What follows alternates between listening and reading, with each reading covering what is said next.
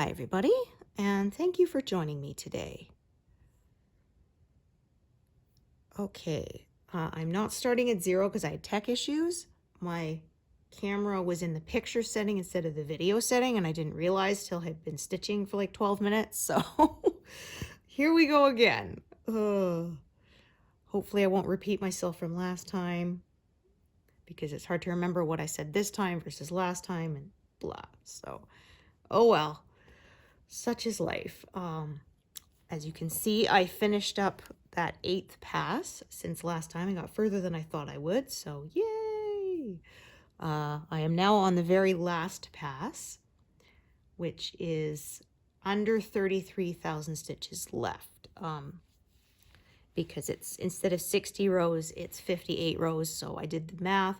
It's 31,900 stitches total, minus what I've done here. So it's 1,100 stitches fewer than previous passes. So very slightly smaller, but not by much. We will see how fast I get through it. I am hoping to be done by May, end of May of 2026, but we will see how far I get. This is the final pass, as I've said, so we should start hitting zeros in the coming weeks and months, which are always fun. All right, so back into it. So I've got 60 done. Oh dear. Yeah, I went to glance and see how long I'd been stitching for and realized my screen was blank because it was in the wrong setting and it was not recording video, so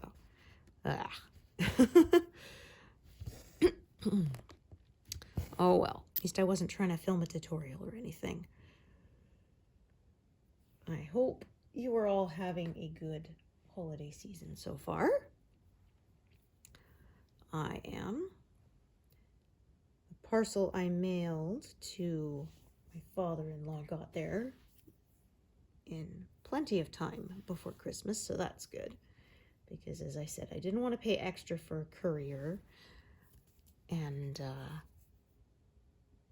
I'm not sure, actually. I haven't checked, but I'm not sure if we're still having rotating strikes with Canada Post or not.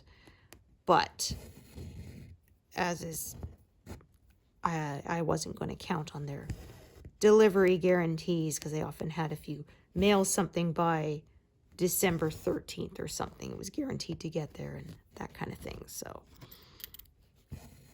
I mailed it super early and it got there no problem. He sent a message saying thank you, so yay. Okay.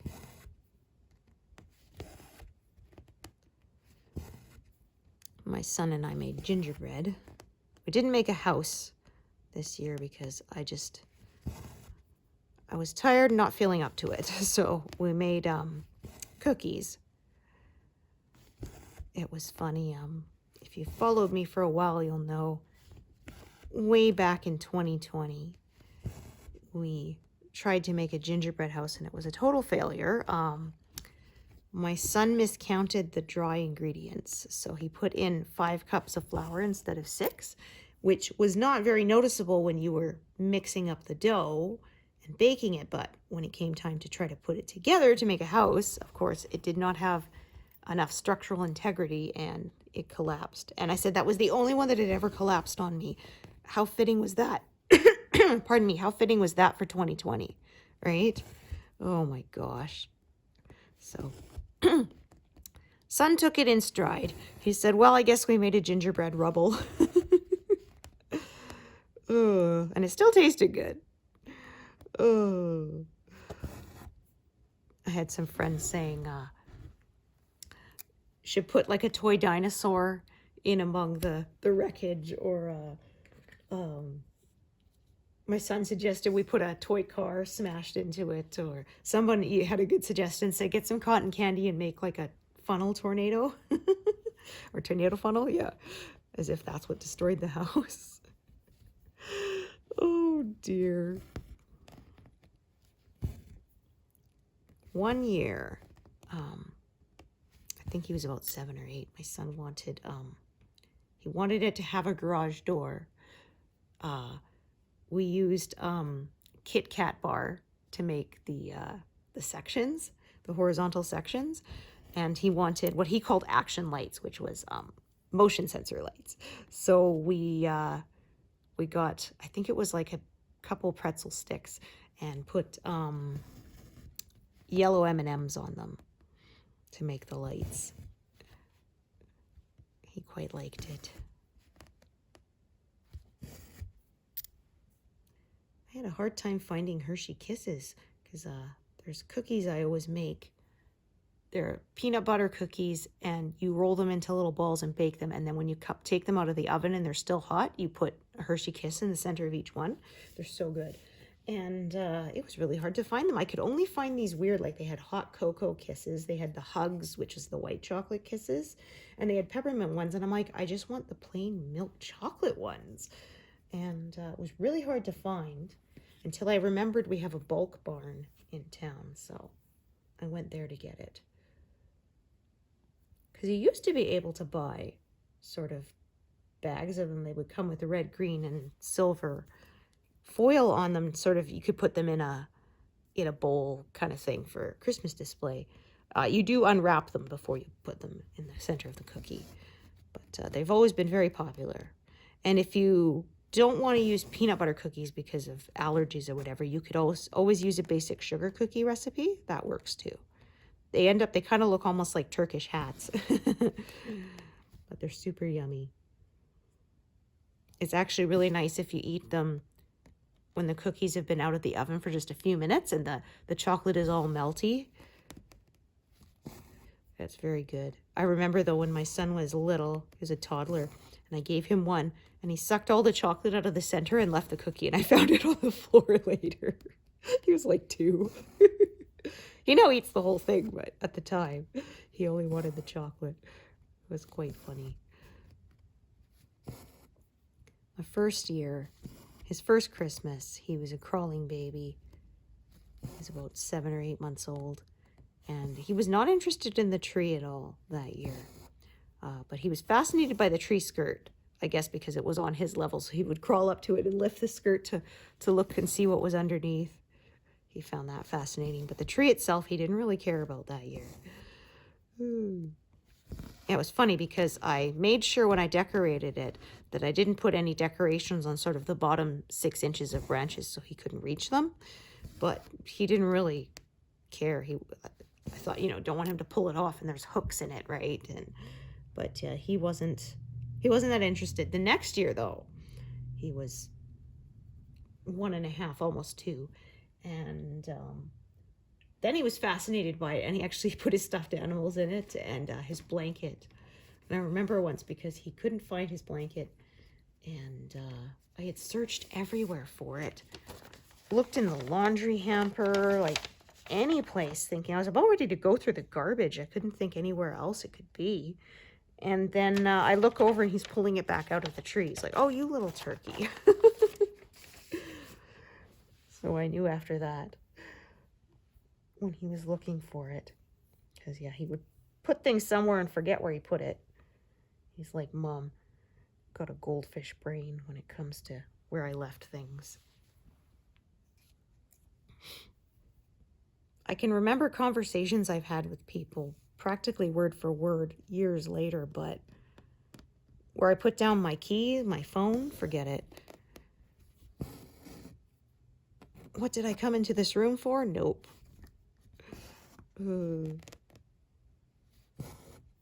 It was funny because we've had a fake tree for years now. The year my husband and I were engaged, I was in an apartment, and they did not allow live trees because of the fire hazard, right? If they dry out and die. And, you have 30 units, that's 30 kindling dry trees. So I don't know if every apartment block has that rule, but ours did. And so my then fiance said, "Well, we have to have a tree."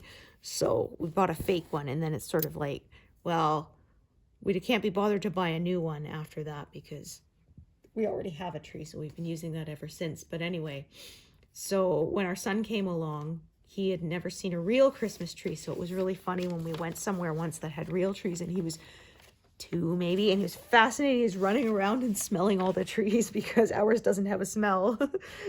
So he was fascinated that they have a scent. It was pretty cute.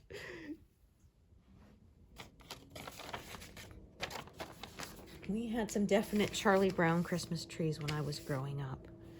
We had one year, there was a lot that was set to be cleared to put houses up. So we just went and cut a tree down from it because they're all going to be cleared and cut down anyway, kind of thing. And the people didn't care. Anyway, my dad just picked one at random. It was awful. It couldn't, the top of it, once you cut it down, the top wouldn't stand up properly. Basically, like I said, the Charlie Brown Christmas tree just flopped over. We ended up having to get a piece of string and tie it around the center trunk, about a foot or 2 from the top, and tie it to the curtain rod so the thing wouldn't droop over. It was awful. And I think if you look really closely in pictures from that year, you can see the string holding it up. Because I can't remember what color it was, but it wasn't like, it was like bluer, but it was a light enough, bright enough color that against the dark, green of the tree, you could see it. It was noticeable. So, yeah. Oh, that was the most pathetic tree we ever had. Oh, dear. Yeah, talking about clearing lots, my dad built houses for a while when I was a kid, for a few years. And we found on our lot, someone had dumped an old Christmas tree there. So, of course, it was dry as tinder. And we were having the bonfire sort of to clear up the last bits. And so my dad chucked it on there, and holy moly, did it ever flare up like crazy. It was a good thing he didn't get burned because, yeah, it whoosh, went up really fast.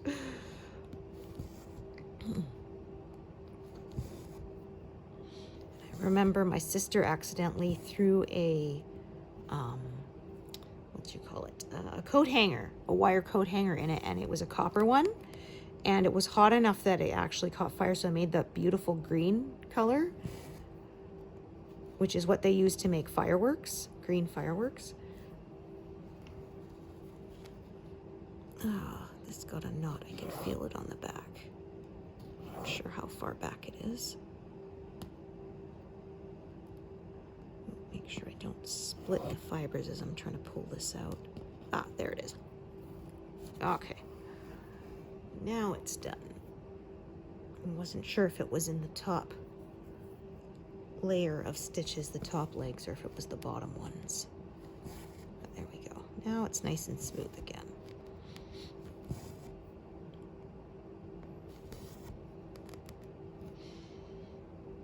Yeah, so my sister and I will both say the smell of wet concrete. It's like, smells like childhood.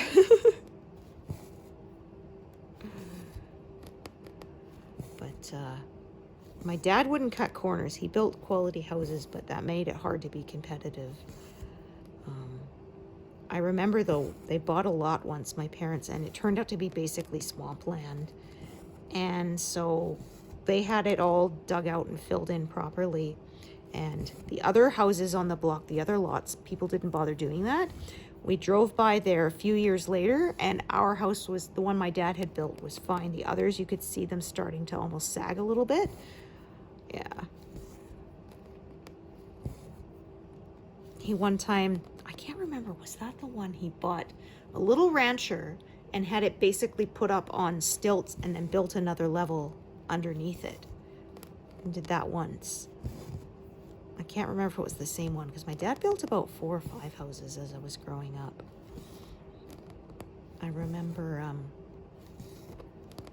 he had wired up the light switch, but it wasn't with the proper switch plate or anything, so the wires were kind of like a little exposed, and my sister turned off the light and her hands were slightly damp, and it arced and zapped her. And I remember she was like 6 or something, and she said, "The light switch bit me."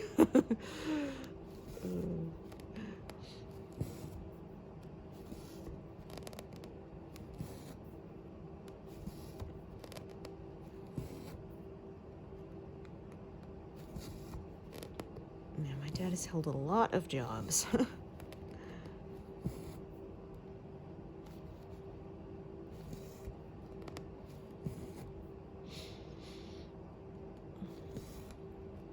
All right, so as you can see, there is a lot of this navy blue in this area.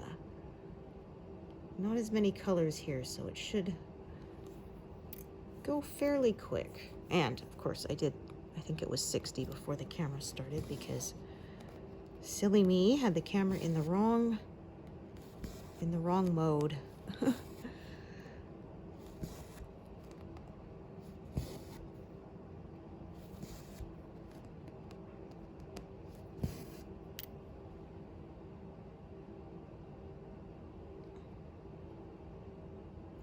Alright, so I'm going to have several threads of this purple here, the number 8 symbol, because they kind of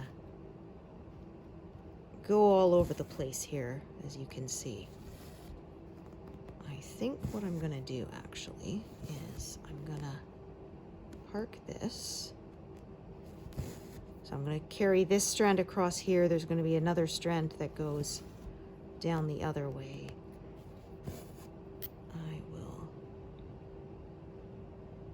Take a look here.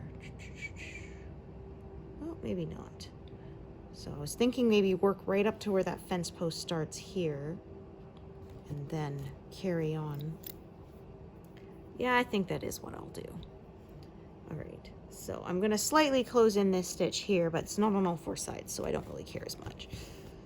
I will carry this strand upwards until it runs out.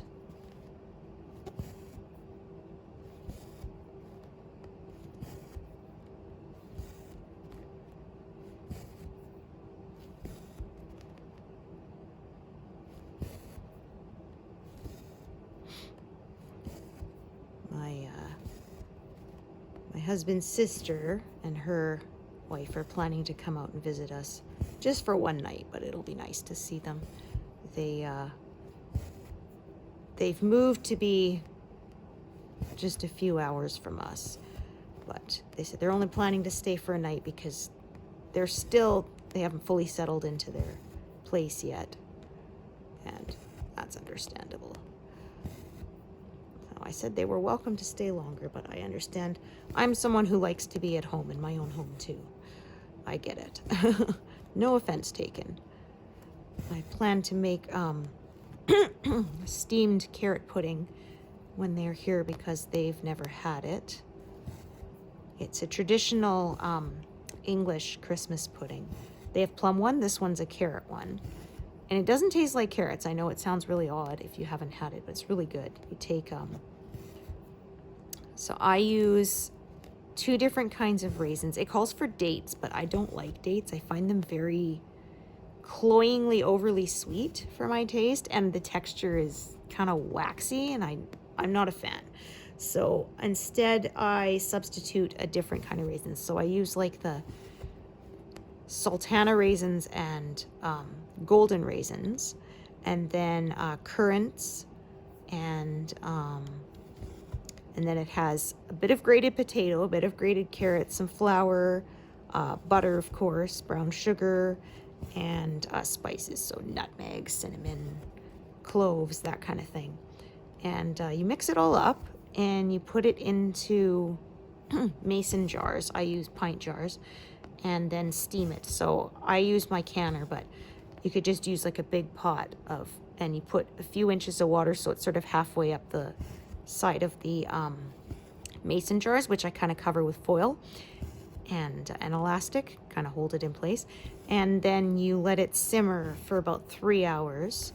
So the heat and the steam kind of rehydrates everything, the raisins and the currants and all that. And yeah, it's really, really good. Serve with some whipped cream. I have to use Cool Whip because I can't have real whipped cream, but it's really, really yummy. It's very rich, so it's almost like a very soft kind of crumbly cake, but not dry. It's really juicy almost, I guess you could say. And it's so good. I only make it at Christmas. Can have some caramel sauce on it if you have any. It's really yummy. Or ice cream if you wanted with it.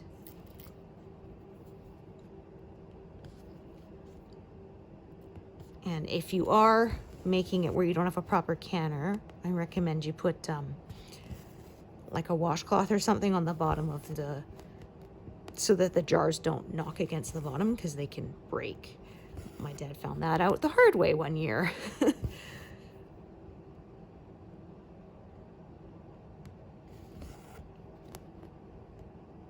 And it's good.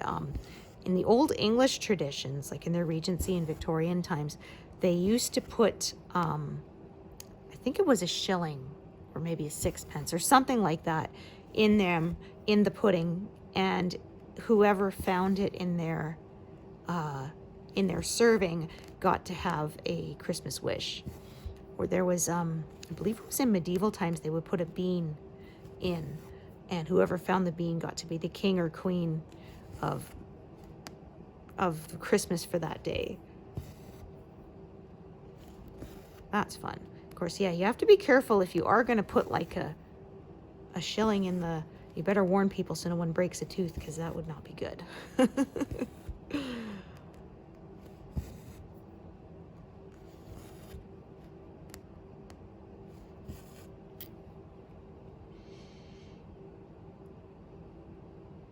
And it does, you can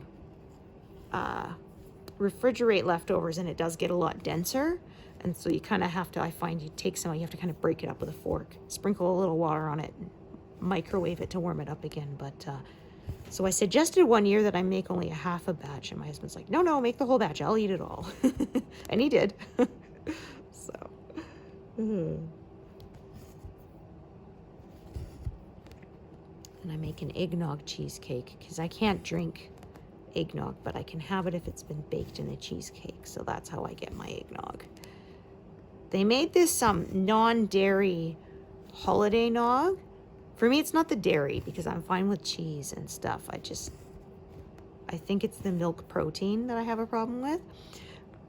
Because, like I said, if it's been baked in a casserole or something, I'm fine. And I can have cheese, and butter and stuff. But anyway, they made this non-dairy holiday nog that they said was equivalent to eggnog, and it was good, but it's no substitute for actual eggnog, in my opinion.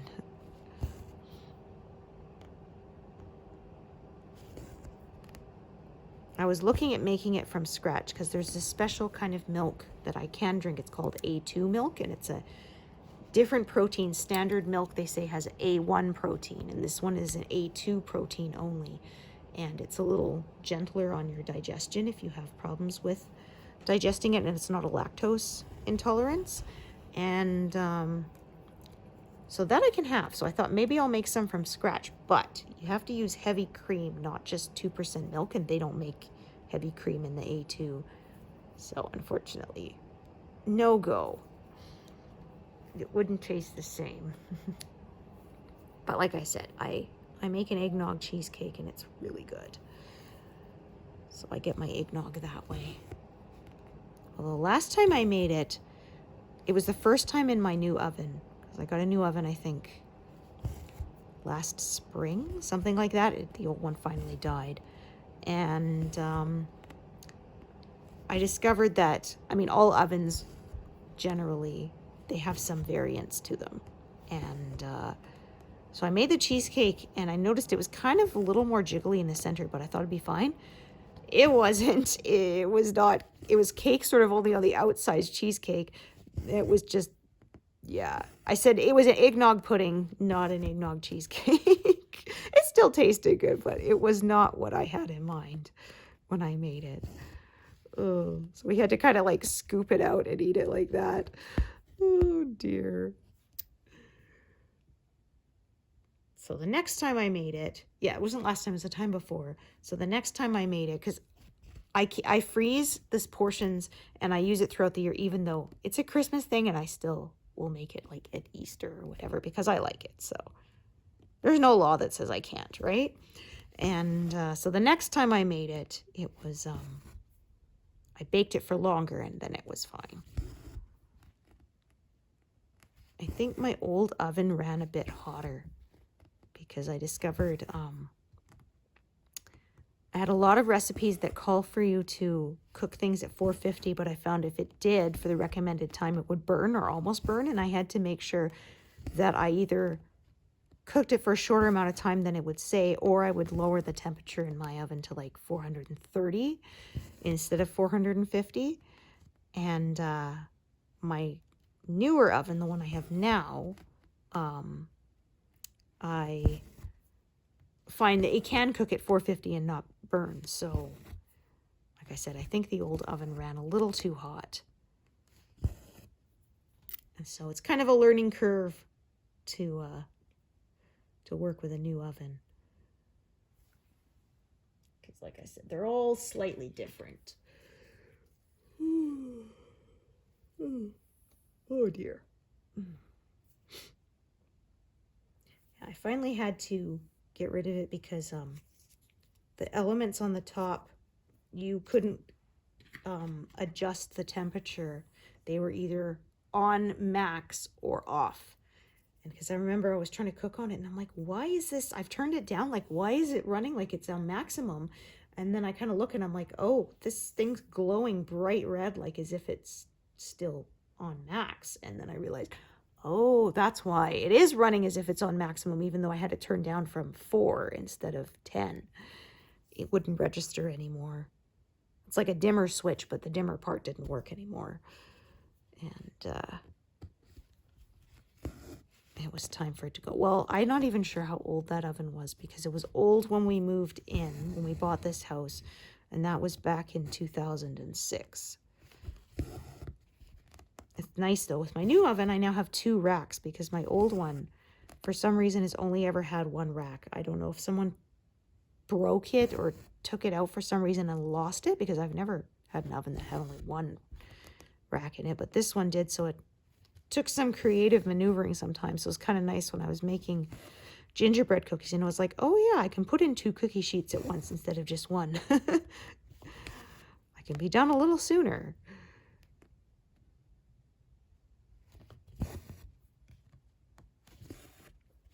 But like I said, it could make things kind of interesting when it was a big meal.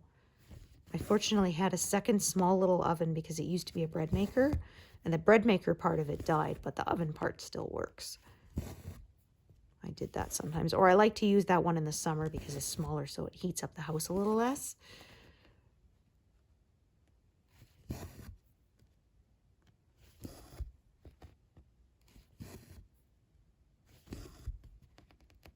Alrighty. It was hard to find one that had coils. Almost all of the ovens they sold were the glass top now, and I don't like those as much. I had one for a while, and I found that it ran hot too. So maybe it was nothing to do with it being glass topped, but plus the fact that I'm a big klutz and I really don't need the risk of breaking my glass top if I drop something on it too many times, because that will happen. Like I said, I'm a great big klutz.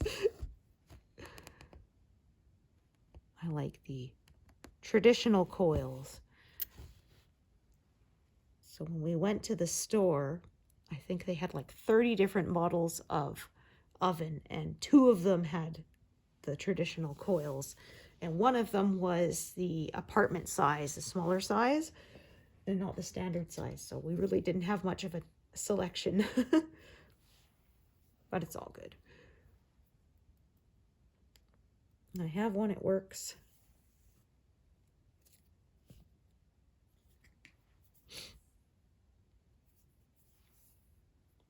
Yeah, closing in on 90% done this month should be no problem. I don't think I'll reach 91. But like I say, I managed like 2% a month, so that would give me another 5 months, or about 6,000 stitches. Just take a look. Okay, so yes, that's where I want to be, right at 10. close to this left-hand edge here.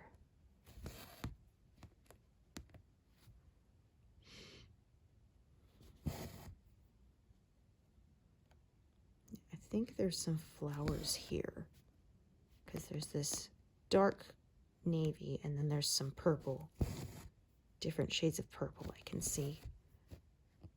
So I think it's like similar to the flowers that are above it in this pass.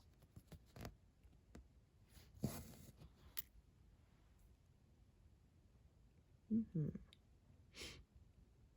right, so I'm going to start another purple one. I need to grab a new one from the envelope.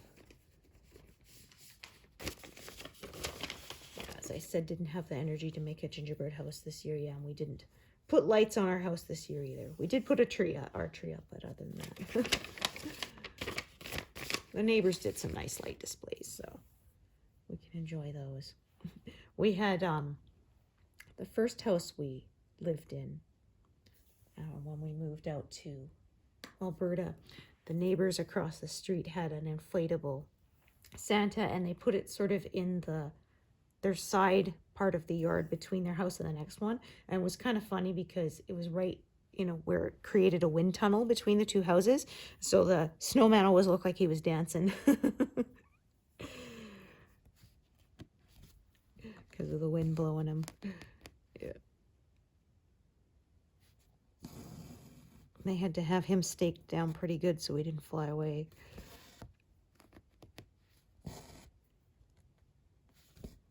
Oh, oh yeah, I put a stitch there when there shouldn't have been one. Yeah, I put an extra one. Oh well, you know what? That's fine. Close enough. Yeah, let me see. 1, 2, 3, 4, 5, 6. Okay, yeah, that's what I did. This one, it looks like. Yeah, I've parked it one strand over too far. 2, 3, 4, 5, 6. It should be. Oh yeah, I can't do that because I came down. So what I'm going to do is, I don't normally park in the lower left, but I made a mistake and I'm going to do that only temporarily. Yeah. I bet some of you probably noticed that I was making a mistake. Oh, well, like I say, this isn't this focus part of this piece. It's so good enough. I did one in navy when it should have been in dark purple, but I'm not really concerned. So let me take a look now. 1, 2, 3, 4, 5, 6. Oh, okay. Hang on a minute. 1, 2, 3, 1, 2, 3, 4. Oh, yeah. Okay, I see what I did actually. Yeah, so that means, I've messed that up more. Okay, yeah, I extended this over like that because I can see, yeah, I can see what I've done there. Okay. Let me take a look. So 1, 2, 3,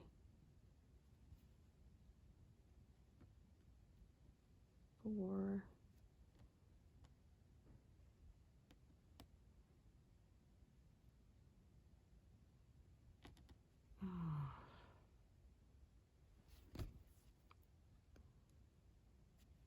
Oh, yeah, I see. I've blown it.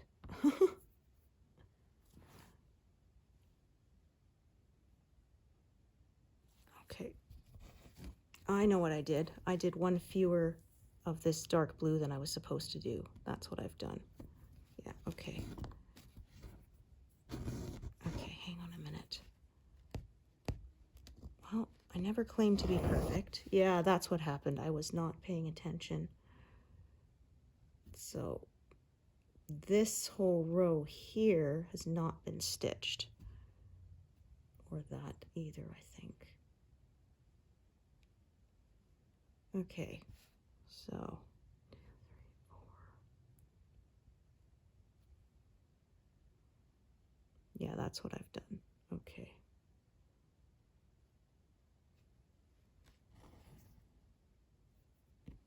All right, So what I'm going to do is, so now I want to stitch those.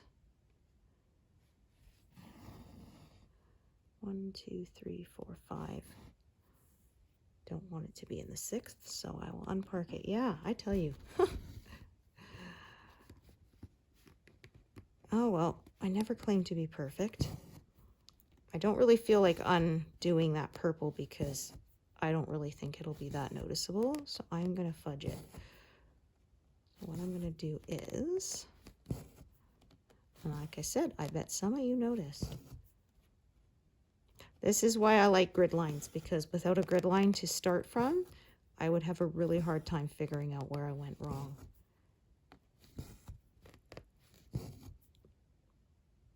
All right, no problem.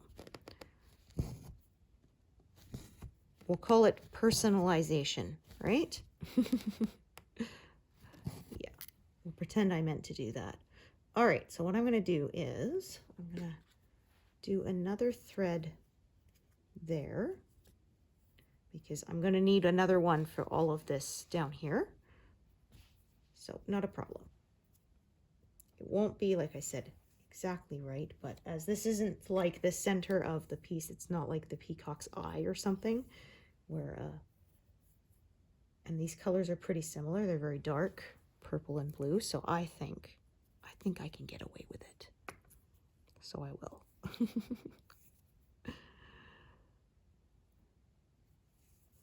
Yeah, I always say I make fewer mistakes with this.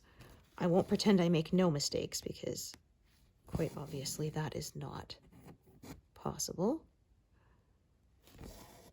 I find I catch it sooner.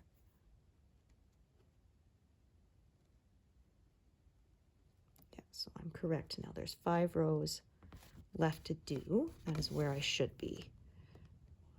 2 and 3. So I parked it right there. Okay, back on track.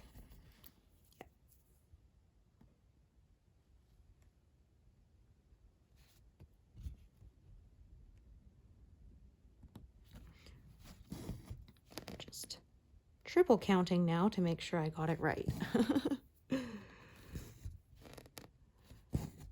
Yeah, I got 2 in the zone of talking with y'all. I'll blame y'all. No, I'm just kidding. Oh dear.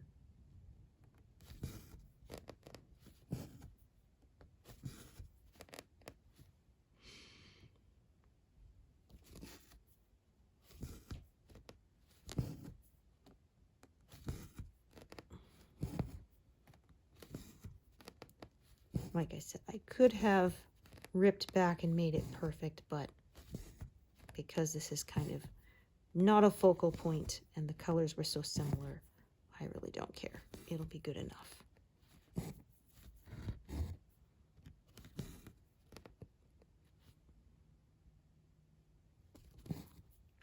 Yeah, I probably marked a second row to stitch and then forgot that I hadn't actually stitched it yet. That is probably what happened.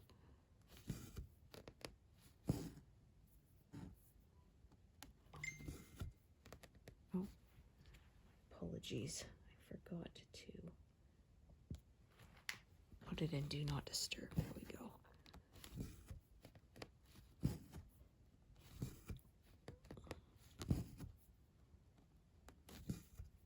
You think it would be part of my routine, like making sure my scissors are within reach, but for some reason, it doesn't seem to stick in my brain.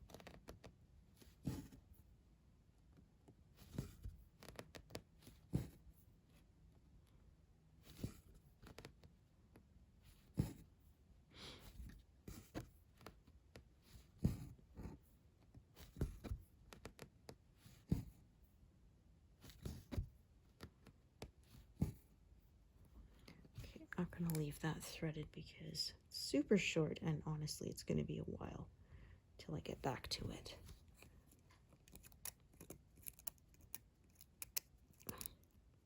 Just trim my nails so it's harder to pull a needle off there. Okay, so this one's fairly long, so I am going to hug this edge and then carry it over to the right, and I'll do a smaller leftover piece for those 3 stitches that are there. If this piece had been shorter, then I probably would have done these, parked it down there and started a new one for the other one. So how long a thread that is already attached is often one of my biggest factors in deciding which way I'm going to carry a thread. I've had people ask how I decide. That's usually one of the biggest ones. Sort of matching the length of thread to how many stitches there are left to stitch with it. I'm going to kind of leapfrog all these colors over each other until I sort of reach that edge about there, and then continue filling in.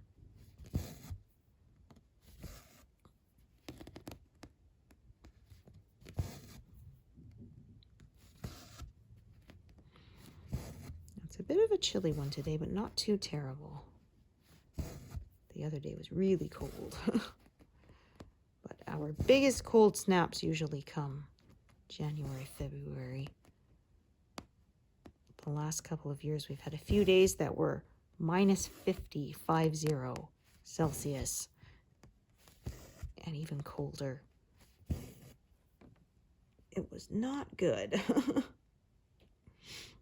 But at least our houses are built for it. I know they had a couple of years ago, because my husband has relatives in Hungary, that they had a major cold snap there too, but the problem is their houses were not built for it. A lot of them are almost like log cabins kind of thing, and they don't hold heat in very well. Very drafty. Unfortunately here, it's built for it, and we upgraded our windows and increased the insulation in our attic years ago so it can handle it better. When we moved in, this had only single pane windows, and it was awful. If it meant to -20 or below, we would get ice, sometimes an inch thick in the corners. And then it would melt, and you had to mop it up with towels so it didn't soak into the wall, because we actually did have to replace a small section of the wall in the corner where the water drained right into the drywall, and of course it's not meant to get wet like that, so it wasn't good.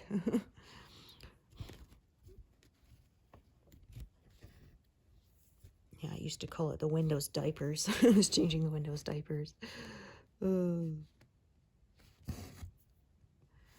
thankfully, with our efficient windows, it's much better. We have triple pane ones now. We were going to go to double pane, but then the triple pane was only like 5% more. And so it was kind of like, at that point, if you're spending that much, another 5% is not really that bad. We decided to go for it. Although, warning, if you do that, you have to make sure your attic has enough ventilation, because that was the problem, is all that moisture went up into the attic and made what they call attic rain, and it would melt and come back down, and you don't want that. So the next summer, my husband went in, put in proper vapor barrier, and put in some fans. And so when it's really cold, we turn the fans on, and it vents all the that wetter air outside so that it doesn't ice up on the inside of the attic, because, as I said, you obviously don't want that because it will cause water damage. One of my friends had that same problem, and it required that her attic and ceilings and stuff be gutted and redone, which was obviously a big pain and quite costly. She's had it properly done now, so it won't. It's got proper venting now like ours, so it won't cause the same problem in the future.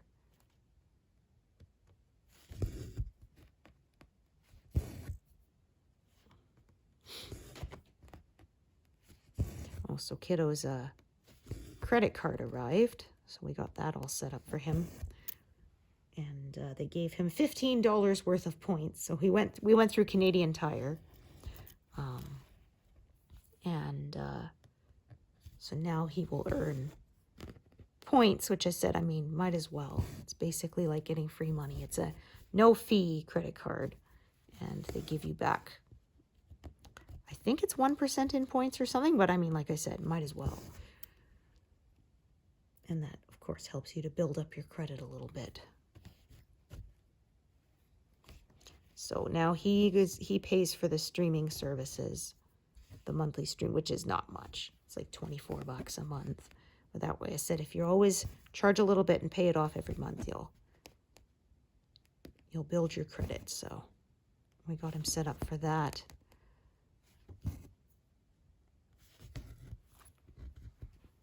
Yeah, he's 18. He's legally an adult now, but he's still my baby.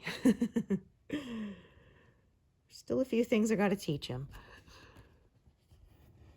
But he's doing very well, adjusting to his apprenticeship.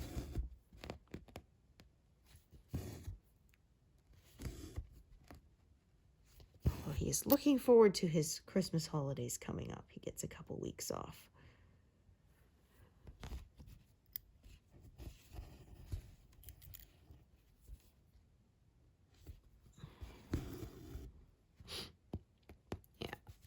I am super proud of that kid.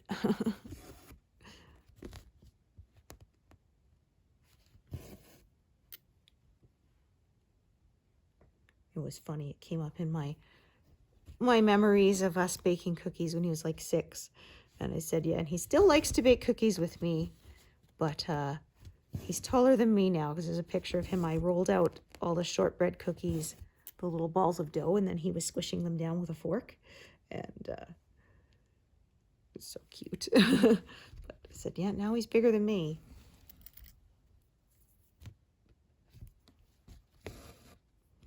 He had a little kid apron on. He has the same name as his uncle. So my mother-in-law gave us the old apron, so it even had the same name on it. Yeah. I still have it, even though it's too small for him. I couldn't get rid of it. I said, well, when you have kids of your own, they can wear this little apron too. Just like his first little going home outfit from the hospital and his first Halloween costume. I hung on to those, so if he has kids of his own, be cute to see it go through another generation, right?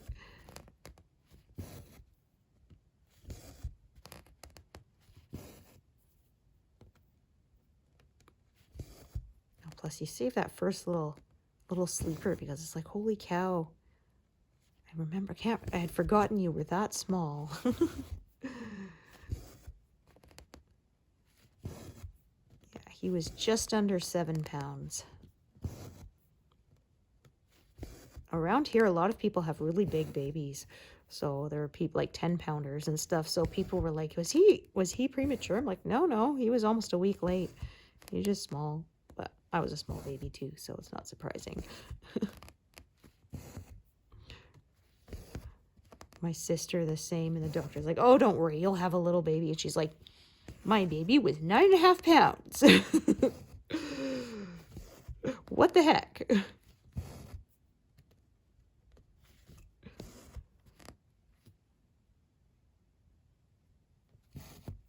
Must take after Dad's side of the family.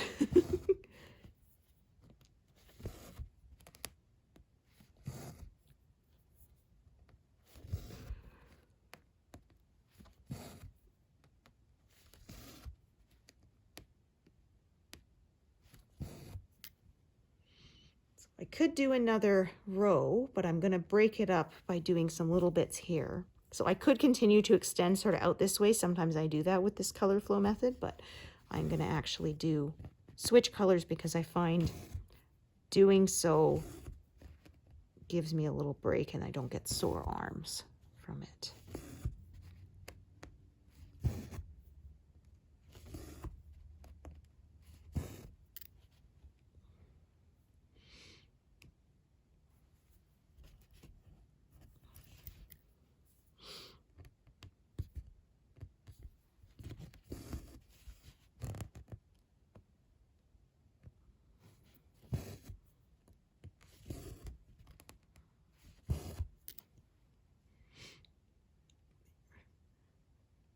I find even those little breaks of just stopping to change colors, it does make a difference. If I work on a huge area that's one color uninterrupted for hours, my arms hurt. If I do the same number of stitches but they're different colors, so I have to switch, I find my arms don't get sore. Some people don't have that issue as much, but I'm quite prone to it, so I have to be very careful not to overdo it.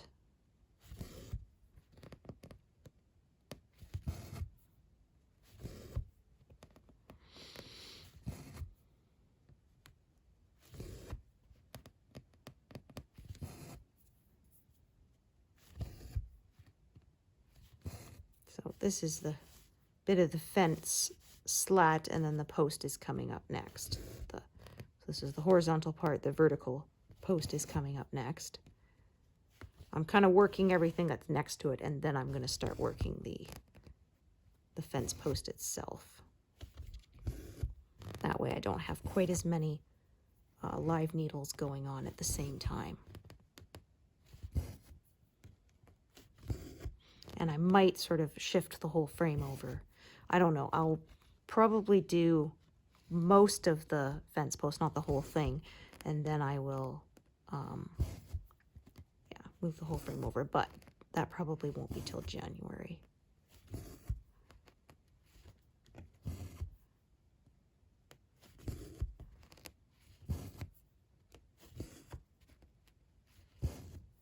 Yeah, hard to believe another year has flown by.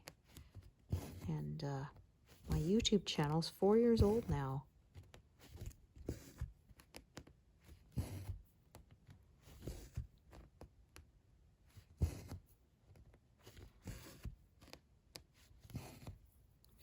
Quite enjoy the little community we've built here.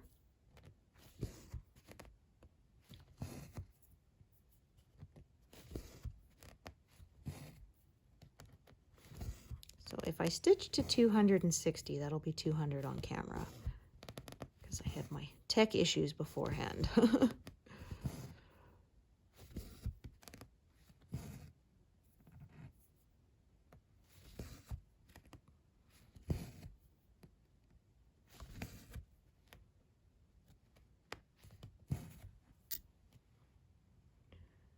All right, so again, change colors.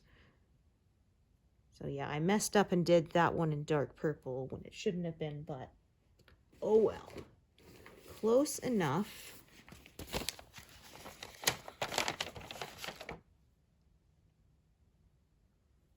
As I said before, this is not a main focus area of this piece, so I'm not really concerned. But it being perfect, good enough. Yeah, as you can see, these are some more flowers. This is a bright, bright pink here showing up.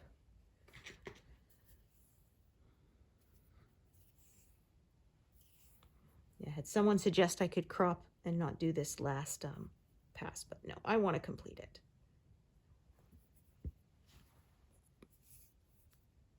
As much as I want a finished project, I want to stitch the whole thing.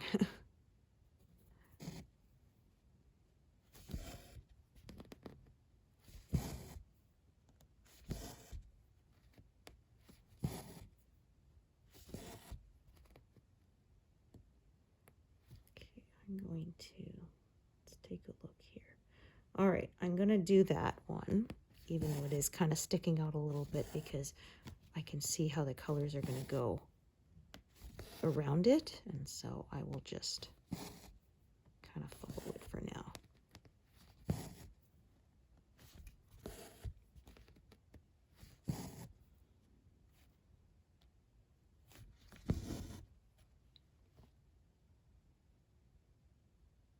All right, I'm going to park this over here, right there, and then grab another color, which is not out yet.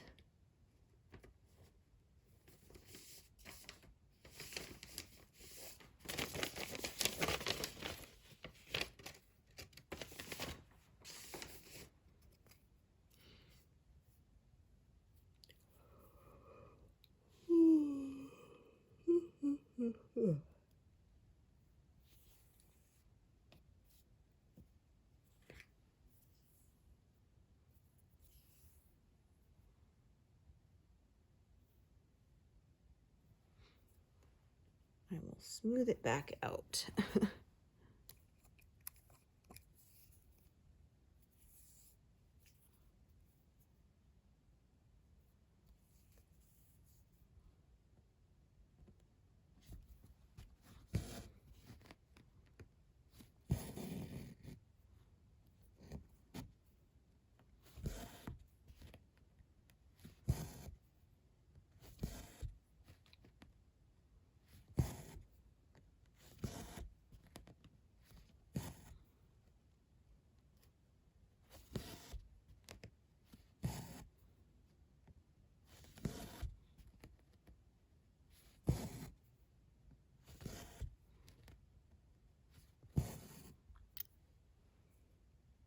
Yeah, I say that's close enough.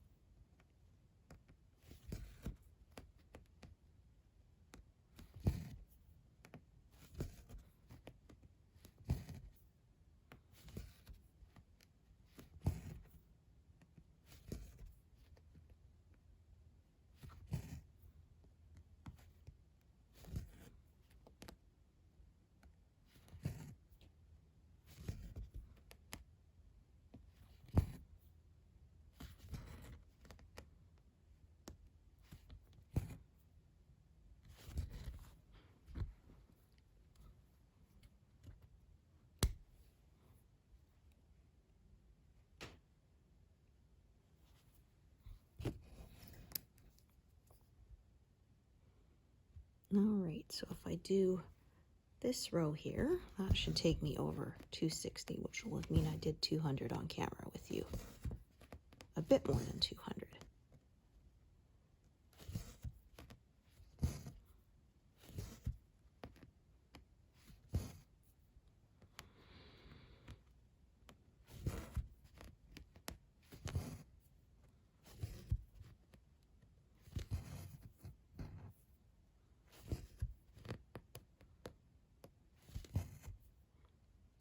As I said, there's still quite a lot of this color left over, 5,000 stitches of this navy blue.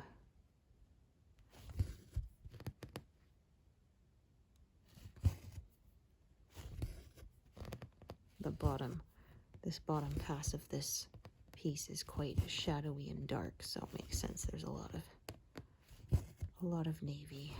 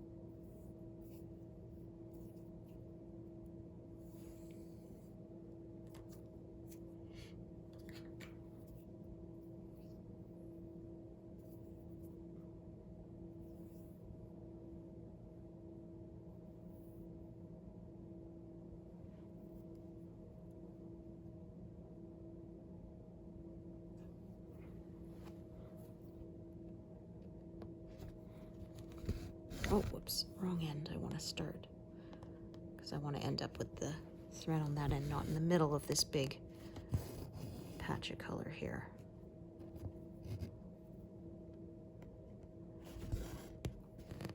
Yeah, I usually go from the outside in, but sometimes it just works better to go from the inside out.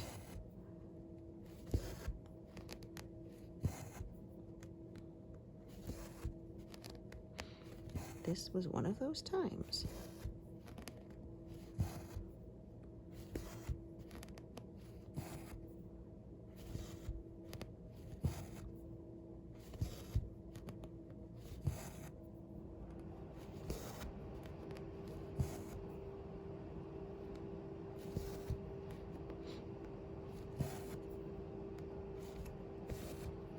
Alrighty, park that there. 267. All right. Thank you so much for joining me today, and I hope to see you here next time. Thanks, everyone. Bye.